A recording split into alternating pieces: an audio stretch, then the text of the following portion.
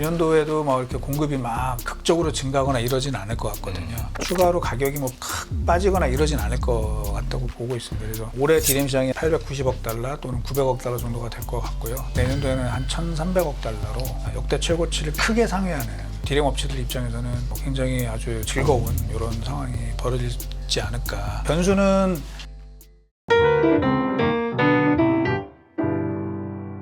항상 반도체에 대해서 좀 궁금하다 싶을 때쯤 또 저희 제작진이 시기적절하게 센터장님을 모시더라고요. 네. 삼성전자 실적도 나왔고 여기에 대한 서프라이즈도 나왔는데 과연 그 기세가 얼마나 이어질 수 있을까? 그리고 지금 반도체 업황을 봤을 때 어떤 포인트를 우리 개인 투자자분들은 눈여겨봐야 될까? 궁금증이 당연히 생길 만한 시점입니다. 좀 어떻게 보시는지 큰 그림에서부터 한번 설명을 해주시겠어요? 네, 한번 볼까요, 같이? 예. 저희가 이제 계속 그 매크로 얘기를 안 할 수가 없는 상황이죠, 반도체는. 왜냐하면 이제 매크로 변수에 따라서 기업들의 장기적인 투자 전략이나 뭐 투자 규모 이런 것들이 결정이 되기 때문에 당연히 굉장히 중요합니다. 그래서 저희가 몇 년 전부터 여기 제가 연합 인포맥스 나올 때마다 CPI 얘기를 굉장히 많이 드렸거든요. 근데 실제로 그림을 한번 보시면은 제가 이제 음영으로 칠한 부분이 있습니다. 여기 B에서 C 구간으로 되어 있는데 예. 화면에서 조금 흐리게 보이기는 하지만 그때 반도체 지수, 삭스 지수죠. 필라델피아 반도체 지수가 좀 하락을 많이 했습니다.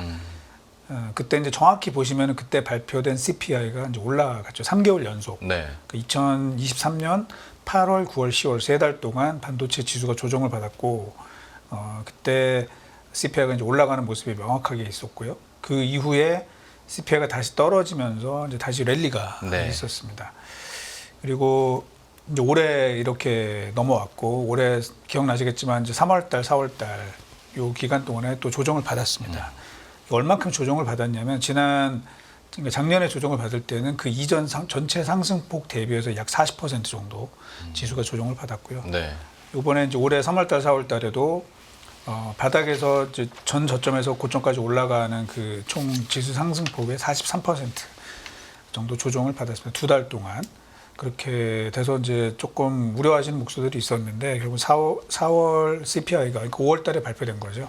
여기 하락한 것으로 나왔습니다. 이제 그러면서 다시 랠리가 나오고 전고점을 올라가는 상황이 나왔고 6월 13일 날 발표된 5월 CPI가 그러니까 YOY 기준으로 3.27%로 하락을 하면서 반도체 섹터 주가가 이제 추가 상승할 수 있는 그 힘을 받았다 이렇게 볼 수 있습니다. 그렇게 되면 이제 당장 또 이번 주에 이제 발표될 6월 CPI 7월 11일 날 발표되는 걸로 지금 알려져 있는데 그게 내려가느냐가 되게 중요하겠죠. 그래서 이제 그 변수 저희가 되게 중요하게 보고 있고요. 현재 저희가 컨센을 찾아보니까 이제 한 3.1 정도로 잡혀 있더라고요. 그래서 그렇게 되면 뭐 분위기는 괜찮을 거다 이렇게 생각을 하고 있습니다. 이게 이제 왜 중요하냐면 먼저 이제 그 다음 페이지에 올해 반도체 주가 현황들을 한번 제가 정리를 좀 해봤습니다. 그래서 반도체 글로벌리 시총 1위부터 30위까지 그리고 여기서 제일 오른쪽에 YTD라 그러죠. 올해 연초 대비해서 주가가 얼마큼 올랐는지 하는 건데요. 30개 종목 중에서 27개가 상승을 했습니다. 그러니까 대부분 다 상승을 했다는 것이고요. 특히 상위 20위까지 중에서는 19개가 상승을 했고 유일하게 주가가 빠진 회사는 인텔 정도밖에 없습니다. 삼성전자는 이제 플러스가 났는데 사실은 등수로 따지면 20개, 상위 20개 업체 중에서 19등입니다. 19등. 그래서 좀 부진하죠. 이제 이번에 실적이 잘 나와서 분위기가 좋냐 뭐 이런 얘기를 하시는데 그렇게 썩 좋지는 않죠, 사실은. 상승하는 종목 중에서는 꼴찌인 거잖아요. 그렇죠. 그래서 좀 안타까운 부분이 있는 것이고요.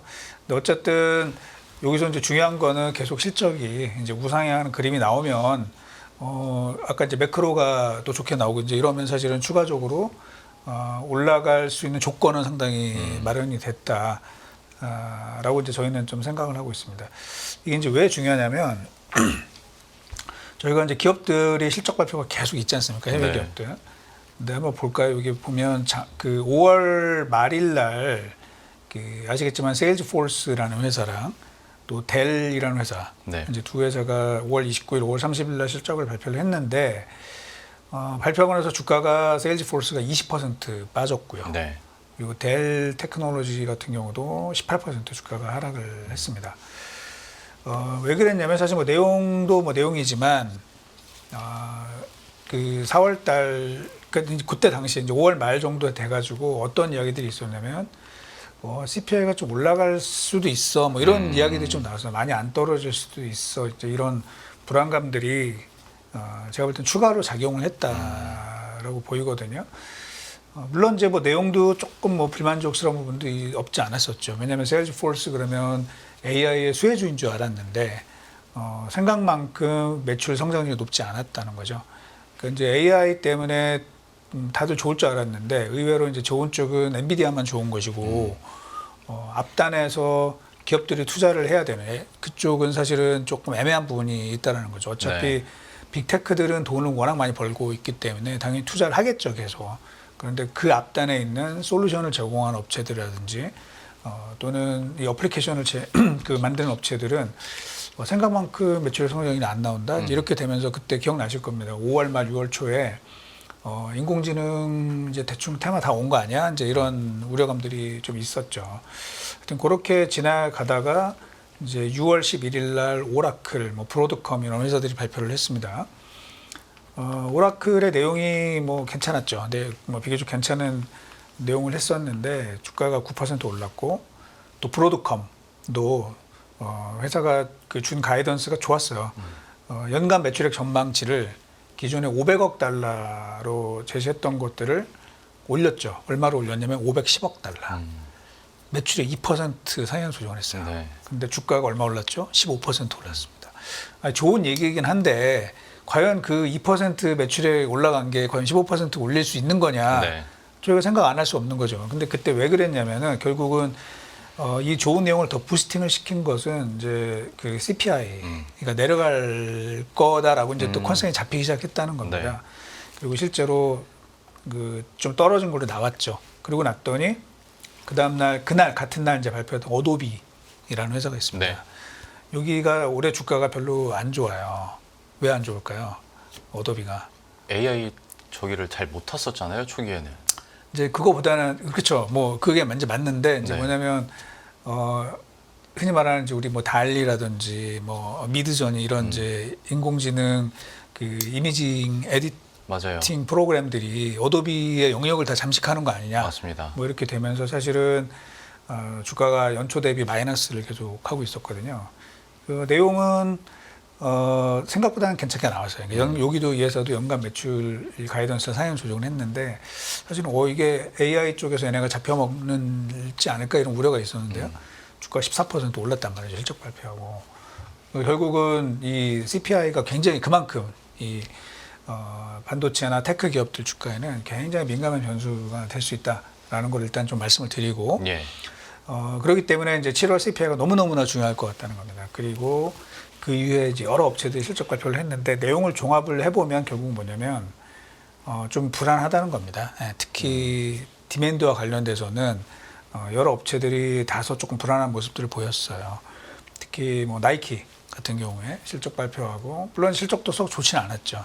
요즘에 그 미국에서 보면은 이 젊은 친구들이 가장 선호하는 운동화 브랜드가 바뀌었죠. 네. 나이키에서 뭐 호카라는 이 브랜드가 이제 네. 뜨면서 좀 밀렸다 뭐 이런 부분도 있고 또 월그린이라는 회사도 식료품 업체인데 자기네 실적은 뭐 나쁘지 않았어요. 나쁘지 않았는데 이 회사가 실적이 좋다라는 얘기가 결국은 외식을 좀 줄이고 식료품을 사는 이런 쪽으로 해석이 되면서 주가 좀 조정을 받았죠. 그리고 마이크론 우리랑 이제 관련이 있는 마이크론도 내용이 좋았잖아요. 사실 내용이 좋았는데 주가가 그 이후에 좀 부진한 이런 모습을 보여서 마이크론이 좀 가져야 또 하이닉스도 갈 텐데 이런 생각들 좀 많이 하시는데요. 일부에서는 마이크론의 이 가이던스가 예상에 못 미쳤다. 뭐 이렇게 이제 분석들도 하시고 물론 그 부분도 있어요. 그리고 또 하나는 이 회사가 무슨 얘기를 했냐면 그 투자를 많이 늘리겠다는 얘기를 네. 한 거죠.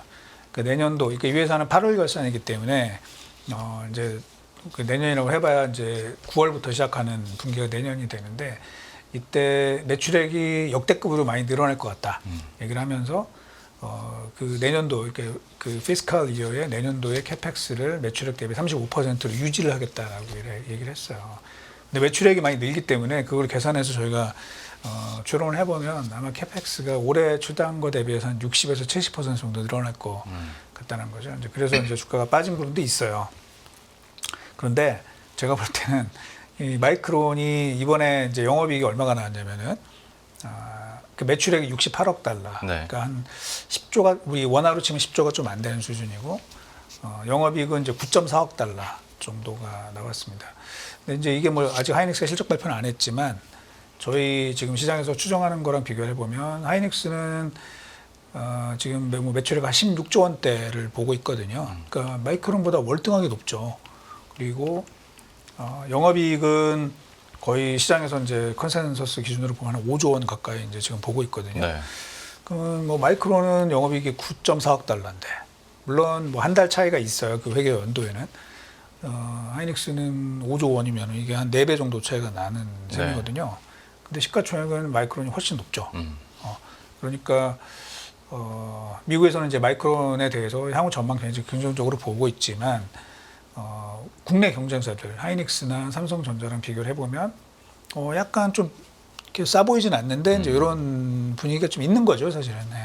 그러다 보니까 사실 뭐 저도 그동안 말씀드린 게 하이닉스가 올라가든지 주가가 아니면 마이크론이 조금 조정받든지 해서 이 갭이 좁혀져야 되는 게 좀 필요하지 않나 그런 부분들이 겹쳐가지고 이제 이런 흐름들이 나왔다라고 이제 저는 최근의 상황을 좀 말씀을 드리고요. 예, 그 반도체 섹터와 CPI의 뭐 중요성에 대해서 그리고 기업들의 실적에 대해서 쫙 얘기를 해주셨는데 너무 자연스럽게 가셔서 제가 굳이 끊지는 않았습니다만 제가 좀 궁금한 거 몇 가지만 좀 여쭤볼게요. 네. 제일 처음에 보여주셨던 자료 보면 이제 상관관계를 얘기해 주셨는데 사실 이게 전체적으로 놓고 보면 상관계수가 높아질 때도 있고 글쎄 좀 그러니까 그 상관계수로 굳이 따지자면 좀 다른 때도 있는데 지금이 이런 CPI에 좀 더 이렇게 민감하게 반도체 업황이 반응하는 이유가 있을까요?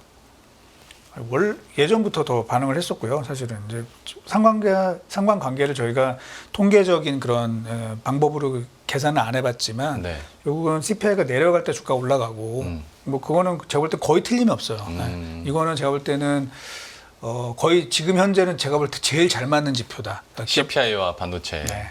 그러면 제일 잘 맞는 지표이기 때문에 뭐 특별히 최근 들어서 더 높다 뭐 이렇게는 저는 안 보고 있고요. 그러니까 작년 2023년도부터 이게 거의 제가 볼 때는 가장 중요한 지표가 아닌가라고 생각. 오히려 기업 실적보다 이게 이제 주가상으로는 또 더 잘 맞는 부분이 있다. 이렇게 저희는 보고 있습니다. 알겠습니다. CPI에 대해서는 저희가 그래서 필히 확인하면서 반도체 업황을 한번 쫓아가 보도록 하겠고 두 번째는 그 세일즈포스도 잠깐 언급은 해주셨습니다만은 네. 그러니까 엔비디아는 이런 AI로 돈을 직접 버는 데인데 네. 좀 비꼬는 사람은 이런 CRM 기업이나 이런 서비스 하는 데는 그냥 AI 스티커 하나 그냥 붙여놓고 AI 한다고 네. 하는 거랑 뭐가 달라라고 비꼬는 사람도 있더라고요. 너무 AI 쪽으로만 치중돼서 주가가 팍팍 오르는 거 아닌가에 대한 걱정거리들 그리고 말씀하신 것처럼 매출액 증가율 대비했을 때 주가 상승률이 너무 과도한 거 아닌가에 대한 걱정은 좀 어떻게 우리가 받아들일 수 있을까요? 그러니까 일부 업체는 이제 그런 부분이 있겠죠. 근데 뭐 엔비디아를 놓고 보면 사실은 뭐 괜찮습니다. 그러니까 이 4년 동안 그러니까 최근에 이제 그런 비교를 많이 하시는 분들 있잖아요. 시스코의 사례. 뭐 제가 전에도 한번 여기서도 이제 말씀을 드린 적이 있는데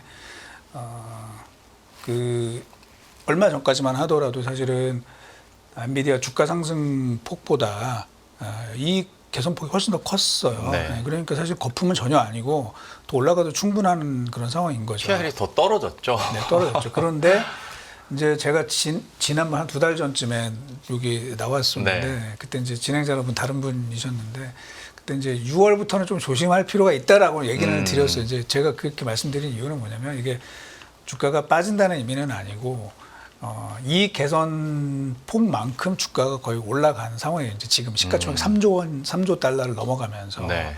그래서 그런 부분들이 있을 수 있다라고 생각을 하고요. 다만 시스코랑 다른 거는 시스코는 그때 당시에 이제 이익 개선 폭에 비해서 너무 많이 주가가 올랐고 네.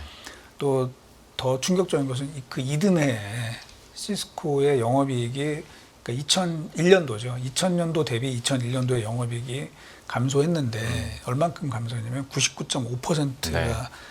줄었죠. 그래서 주가 빠지는 게 거긴 당연했었던 것이고 지금 AI 관련된 거는 그렇지는 않거든요. 여전히 지금 수요가 굉장히 탄탄하고 아까 말씀드린 것처럼 많은 빅테크들도 지금 1분기 때 투자를 많이 했거든요. 네. 그런데 이 회사들이 공통적으로 이야기한 것들을 보면 올해 1분기의 캐펙스가 올해 연간 중에서 제일 적을 거다.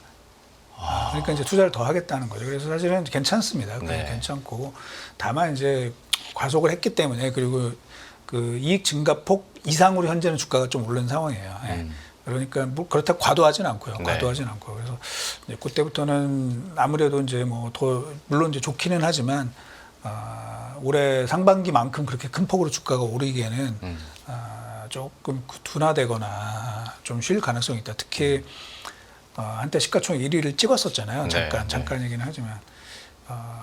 그리고 이제 뭐 내년도 어떻게 될지 모르지만 이제 그렇게 되면은 사실은 저희 경험상 보면 이제 조금 치고받고 하는 과정들이 좀 있을 수 있다라는 거죠. 그래서 지금 뭐 다른 기업들, 뭐 세일즈포스, 뭐 아까 어도비 이런 업체들은 일부 우려가 있어요. 이제 저희가 그래서 요걸 이렇게 설명을 드립니다.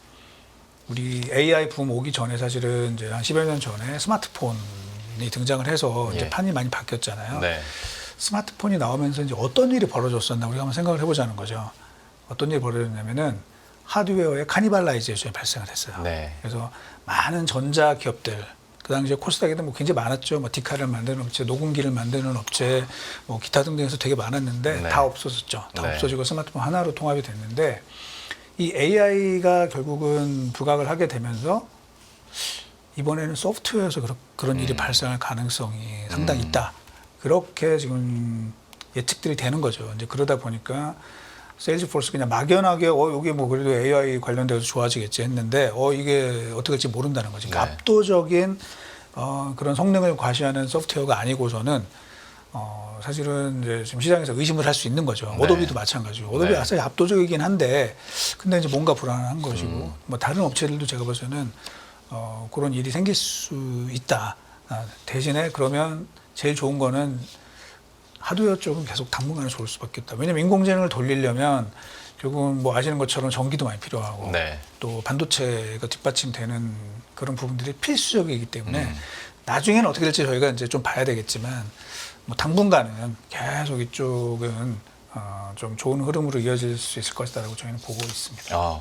그러면 제가 궁금한 점에 대해서는 너무 명확히 설명을 해주셨고 앞에서 얘기하다가 끊어진 부분이 디맨드 부분이었는데 하드웨어 쪽도 강조를 해주셨으니까 지금 시장이 그러면 좀 어떤 상황인지도 한번 설명해 주시겠어요? 예, 뭐 반도체 수요 뭐 말씀드릴 때 항상 하는 게 PC, 서버, 뭐 네. 스마트폰이니까 이제 기본적으로 그거를 저희가 뭐 얘기 안 할 수 없는데 PC는 사실은 이제 지난 그 왼쪽 그림을 보시면 이 코로나 이후에 코로나 때 이제 바짝 올랐죠. 크게 증가했다가 그 이후에 결국은 이제 다시 원상복구되는 이런 2년 동안 두 자릿수 수요가 줄어드는 큰 풍파를 겪었고요.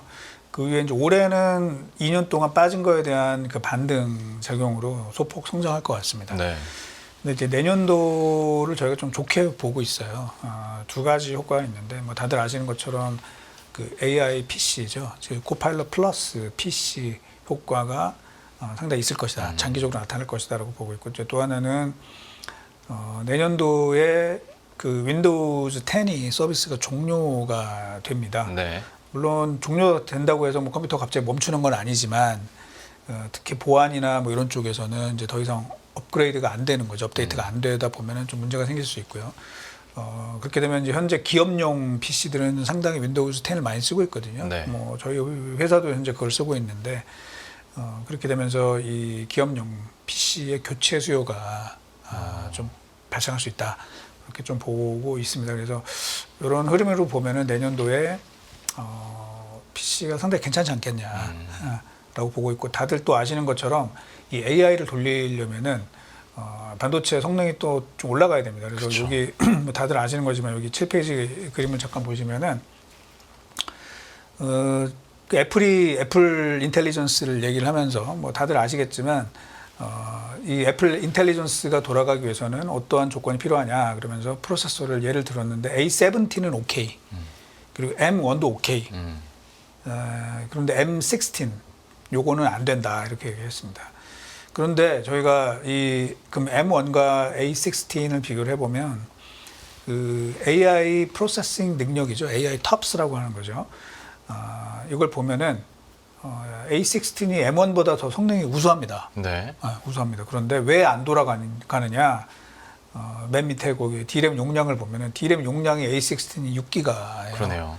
안 돌아간다는 겁니다. 그러니까 결국은 우리가 이제 그동안 많은 얘기를 했던 온디바이스 AI를 보면 D램이 굉장히 좀 크리티컬한 변수가 될 수 있겠구나.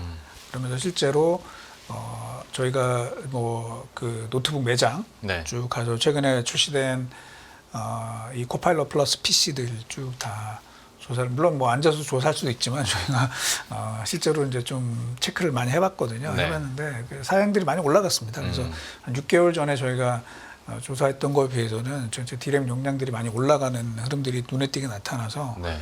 PC 대수도 좀 플러스가 될 것 같고 거기에 이 D램 컨텐츠도 또 증가할 수 있는 부분들이 있다.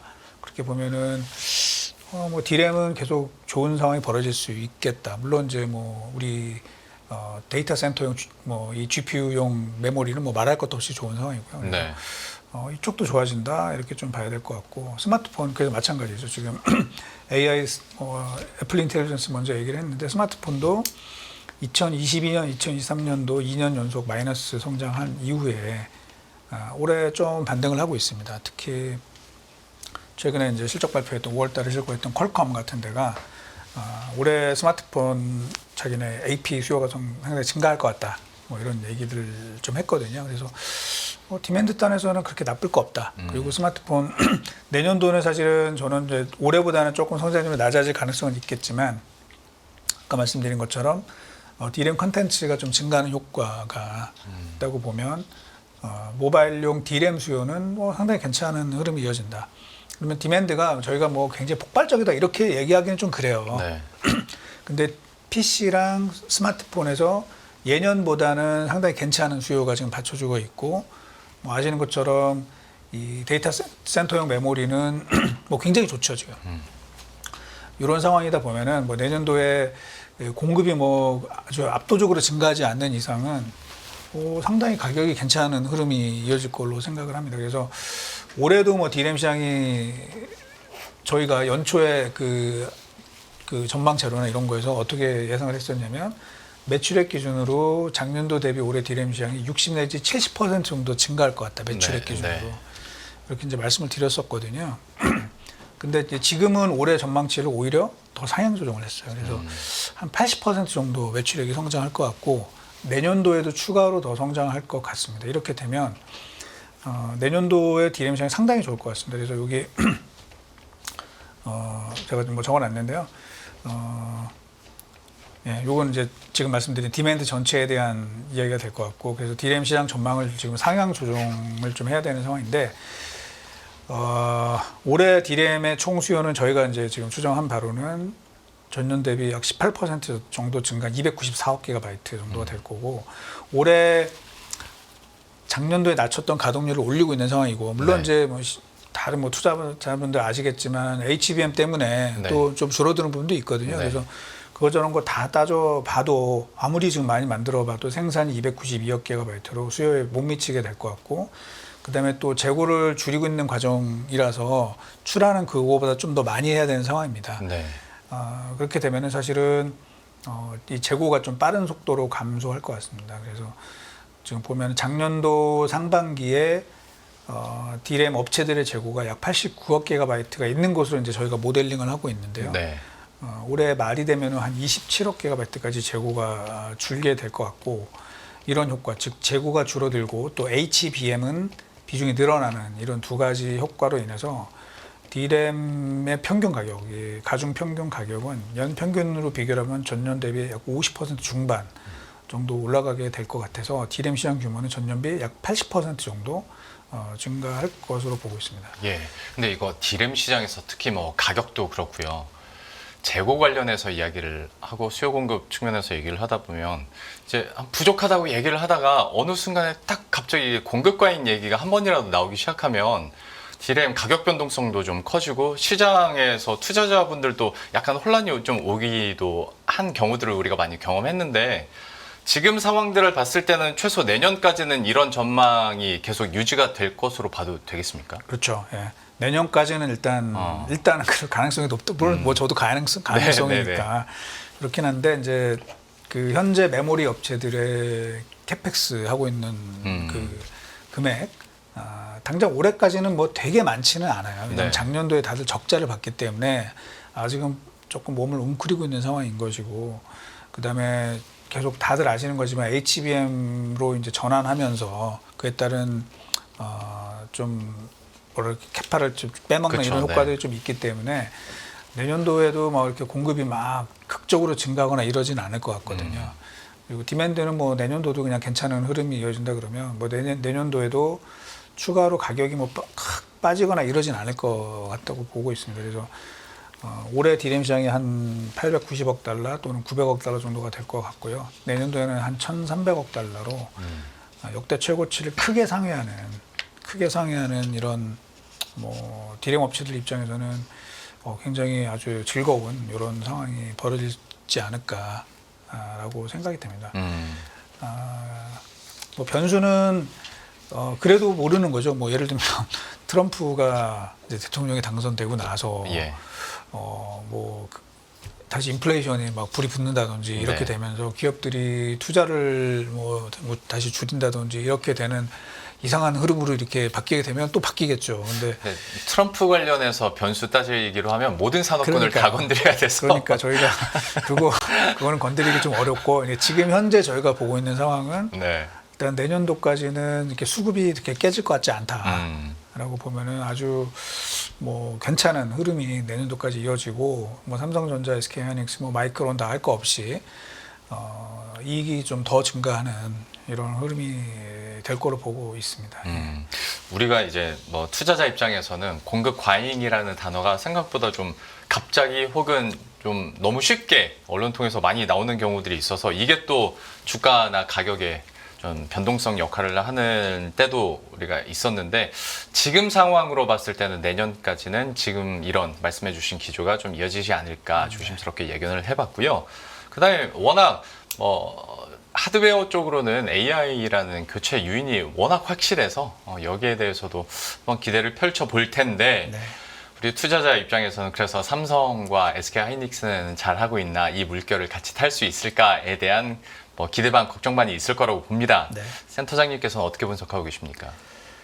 뭐 좋죠. 네, 좋은 상황인데 이제 그 전에 그럼에도 불구하고 이제 일부에서 좀 걱정하시는 분들이 네. 좀 있어가지고 몇 가지만 제가 그래프를 좀 보여드리려고 좋습니다. 하는데요. 여기 12페이지에 있는 그림인데요. 거기서 아래쪽에 있는 그림입니다. D램의 이제 월별 매출액, 글로벌 월별 매출액의 이 YOY 성장률 나타낸 건데 이제 제가 92년도부터 지금 뭐 한 30여 년치 이렇게 그림을 그려놨는데 여기에 의미하는 바가 뭐냐면 이제 지금 빨간색으로 친 부분이 있잖아요. 네. 그 부분이면 사실은 고점에 가까웠다는 것이 증가율로 보면은. 네. 그리고 사실은 뭐 좋게는 보고 있지만 증가율이 더 높아지지 않을 수도 있어. 뭐 상당히 많이 올라왔어. 이제 이런 부분들을 걱정하시는 분들이 있다. 제가 뭐 네. 이게 꼭 맞는다는 게 아니라 그런 거를 지적하시는 분들이 상당히 있다라는 것이고 이제 마찬가지입니다. 다음 페이지 13페이지 엔비디아도 좋죠. 엔비디아만큼 좋은 회사가 없죠. 그런데 이제 보시면 엔비디아의 매출액 증가율이 지난 분기가 YOY로 262%를 기록을 했고 지금 이제 이번 분기겠죠. 예. 이때는 100% 초반으로 이제 떨어질 거라는 거예요. 그리고 그 밑에 있는 제가 일부러 엔비디아의 시가총액하고 같이 그려놨는데 이 모양이 즉 YOY 증가율의 모양이 이제 주가 모양이랑 굉장히 비슷하다. 네. 그래서 이거를 이제 우려하시는 분들이 있다는 거예요. 예. 그래서 주가가 왜 엔비디아가 요즘에 좀 주춤하냐. 이런 거를 지적하시는 분들이 있다라는 것 때문에 이제 그렇다라는 말씀을 좀 드리고 또 한 가지도 마찬가지. 아까 제가 그 빅테크들 14페이지에 보시면 그 빅테크들의 캐펙스 이야기를 했죠. 네. 이 회사들이 뭐라 그랬냐? 아까 말씀드린 것처럼 1분기가 올해 최저치야. 이렇게 얘기를 했어요. 그리고 아직 뭐 얼마큼 할지 모르지만 그래서 이제 저희가 2, 3, 4분기 증가하는 모양으로 이렇게 그려봤더니 증가해요. 그거는 증가하지만 YOY 증가율은 조금 둔화될 가능성이 있다는 거죠. 네. 그래서 이런 부분들을 조금 고심하는 분들이 있다. 그래서 이제 지금 좀 치고받고 하는 그런 상황이다. 그 정도로 볼 수 있고요. 이제 같은 질문일 수는 있는데 이런 과거의 사례들을 봤을 때 조심해야 된다, 우려되는 포인트들을 이렇게 짚어주셨잖아요. 네. 근데 상반기 때 AI 붐이 이렇게 일었을 때는 과거는 알겠는데, 사례는 알겠는데, 야, 이번엔 AI잖아 네. 하면서 그냥 무시하고 올라갔었단 말이죠. 그렇죠. 네. 지금 위치나 분위기나 상황은 어떻다고 보세요? 뭐 사실은 이제 많은 분들이 그 얘기를 하죠. AI는 분명히 과거랑 분명히 다를 거야. 이거는 좀 달라. 그리고 계속해서 뭐 투자는 더 해야 되는 상황이야. 그런데 아까 말씀드린 것처럼 사실 AI 서플라이 체인에 있는 모든 업체들이 다 같이 이렇게 수익을 내면 좋은데 지금 아까 말씀드린 것처럼 세일즈포스, 어도비 또는 뭐 다른 업체들이 과연 그만큼의 돈을 버나 이제 이런 부분들이 있고 네. 또 이제 점점 뭐 우리 챗GPT 4 제로 이런 건 이제 많이 쓰고 있죠. 많이 쓰고 있는데 네. 그게 우리는 공짜로 쓰고 있지만 그 오픈 AI나 이런 데는 지금 그거에 대한 돈을 지불을 하고 있는 거잖아요. 네. 저희가 한번 쿼리를 줄 때마다 이제 뭐 몇 센트씩 지금 비용이 발생을 하고 있는 거거든요.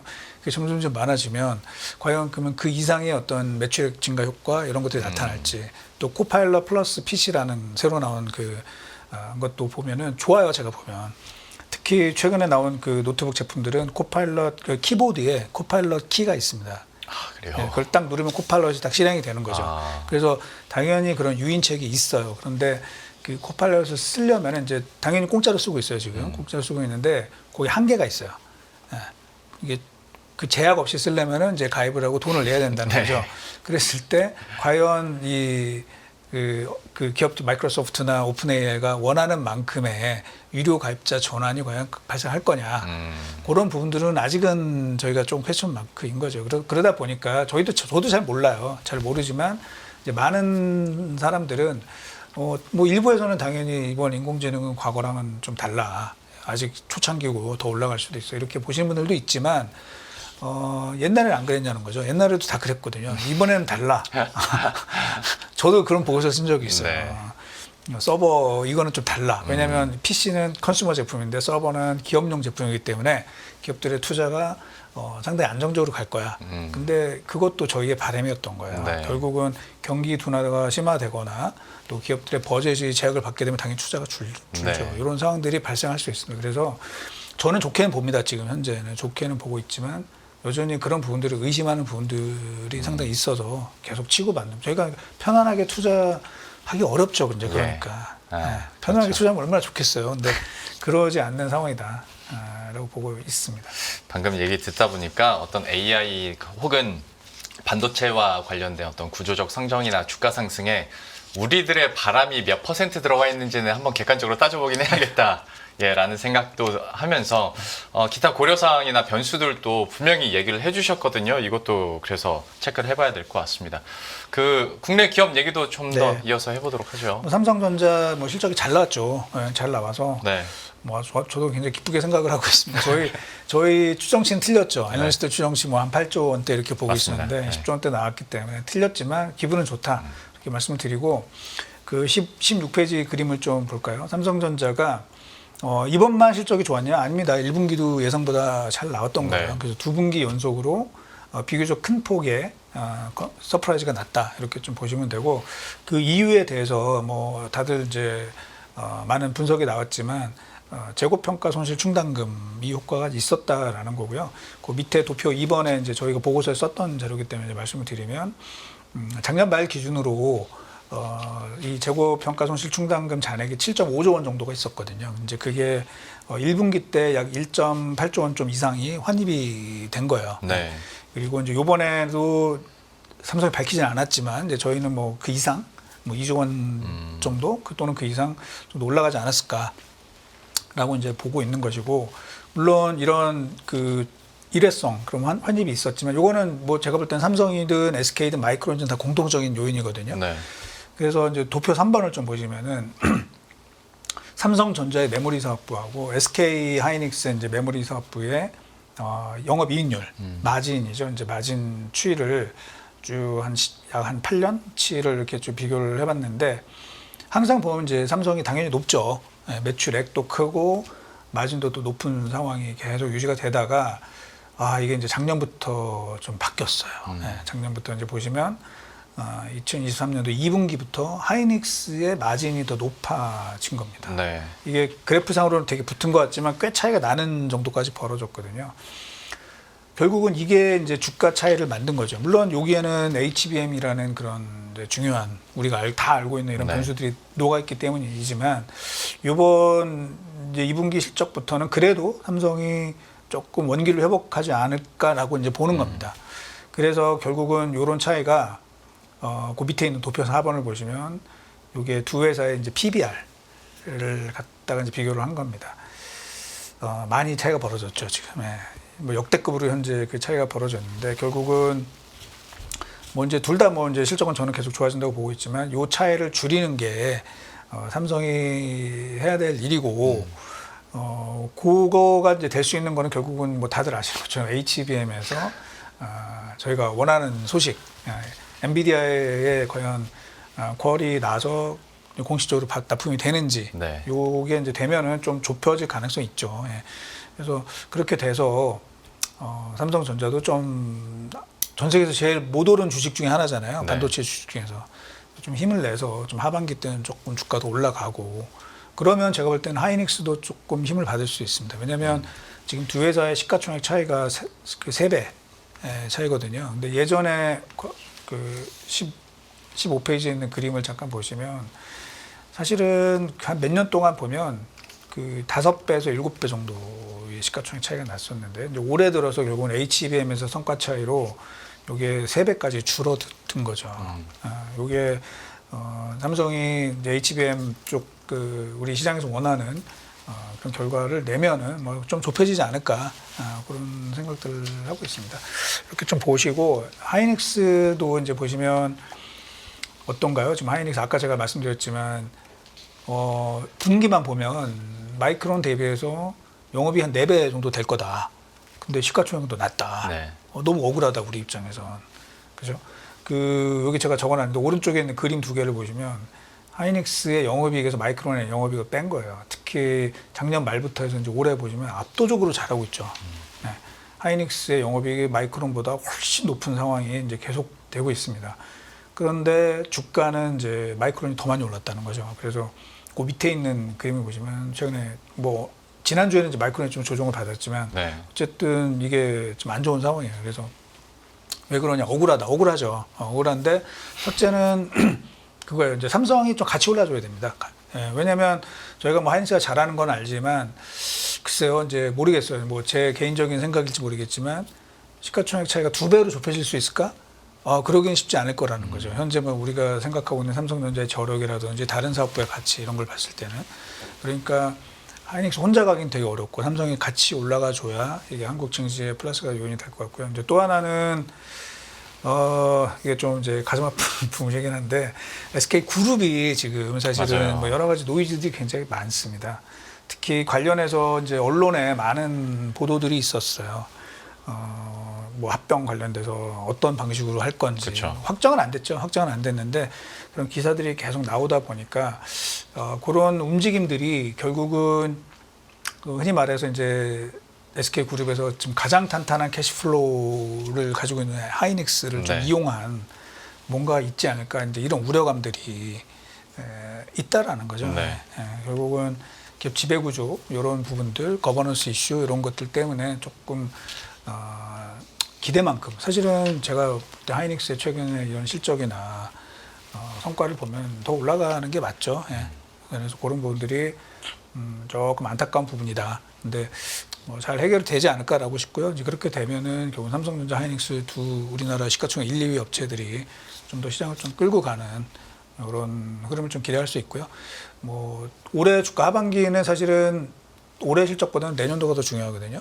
그죠? 내년도 아까 제가 말씀드린 것처럼 D램이 역대급의 그런 시장이 펼칠 수 있다. 저는 뭐 사실 슈퍼사이클이라는 말을 그렇게 좋아하진 않는데 왜냐면 이제 지금 사실은 이 D램 시장이 좋은 거는 수요가 막 HBM은 폭발적이지만 다른 것들이 굉장히 폭발적이냐 그러진 않아요.